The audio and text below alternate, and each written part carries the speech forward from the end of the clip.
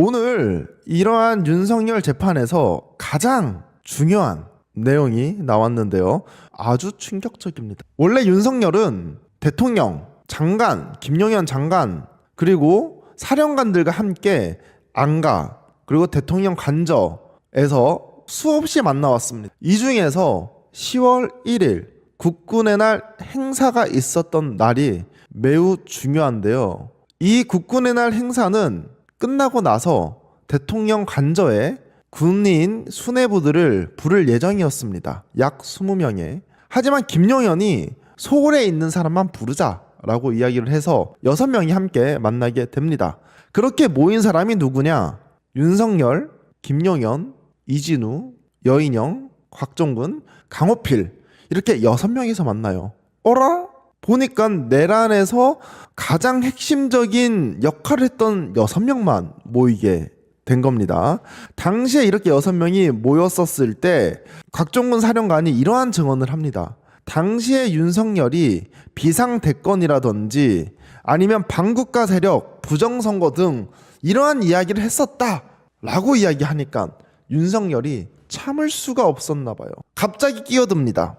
아니 번개로 모였고 소주하고 맥주하고 섞어서 폭탄주를 돌리기 시작했다. 그 당시에 대통령 관저에서 윤석열이 직접 계란말이를 했었고 베이컨을 구웠다. 그거를 놓고 안주를 먹었다라는 거예요. 이렇게 폭탄주를 수십 잔을 마셨는데 이런 분위기에서 어떻게 시국을 논하겠느냐라고 윤석열이 이렇게 얘기합니다.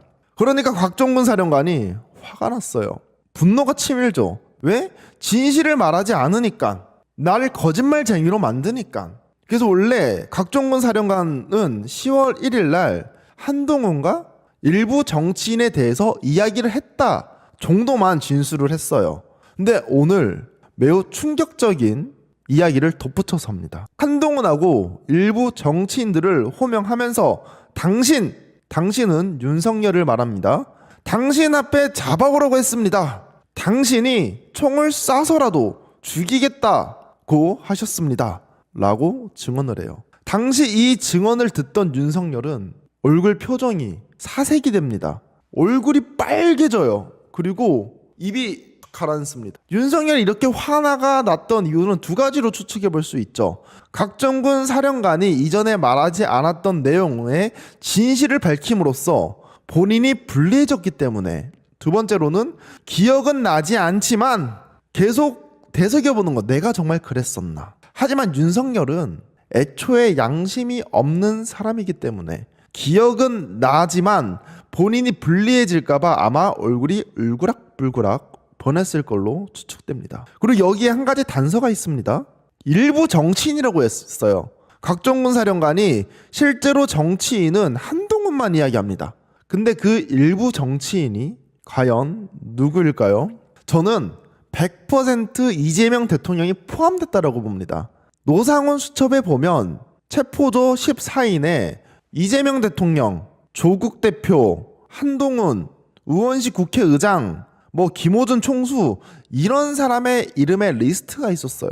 근데 만약에 이재명 대통령의 이름이 오늘 재판에서 밝혀졌다라고 하면 정치적인 파장이 너무 커서 곽종근 사령관이 자제했다라고 봅니다. 하지만 밝혀졌다라고 하면 분명히 곽종근 사령관이 그 일부 정치인이 누군지도 시간이 지나면 증언할 것으로 보입니다. 그리고 두 번째로 이 날짜가 언제였죠? 10월 1일이었습니다. 10월 1일은 12월 3일 계엄 2달 전이에요. 원래 정치인을 잡아오거나 정치인을 총으로 쏘라는 이야기는 12월 3일 계엄 당일에 다른 사령관이라든지 이런 지시가 내려와서 알게 되었다라고 그동안은 진술해 왔습니다. 하지만 실제로는 윤석열이 2달 전에 10월 1일 국군의 날 행사를 마치고 저녁 식사 모임에서 실제로 정치인들을 잡아오고 총으로 쏴서 죽이라고 하는 핵심적인 진술이 나왔다라는 거예요.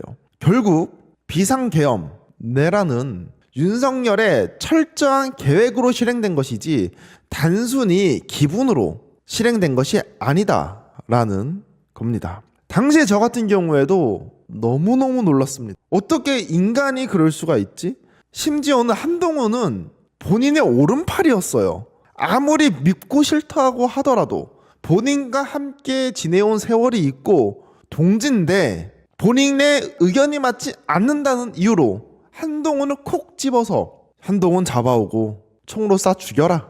일부 정치인이 들어간 걸 보면 단순히 손 좀 봐줘라 느낌의 죽여라가 아니라 실제로 그 사람을 사망에 이르게 하려는 의도가 명백했다라는 겁니다. 오늘 수도 없이 윤석열이 각종군 사령관의 말을 막고 변호인이 이야기하는 걸 막고 본인이 치고 들어오는데요. 이러한 행동에 대해서 직위원 재판부는 변호인의 이야기가 끝나고 얘기하시라, 증인의 이야기가 끝나고 얘기하시라 라고 이야기하고 있습니다. 이렇게 해서 오늘 윤석열 재판의 리뷰는 이렇게 마쳐 보겠고요.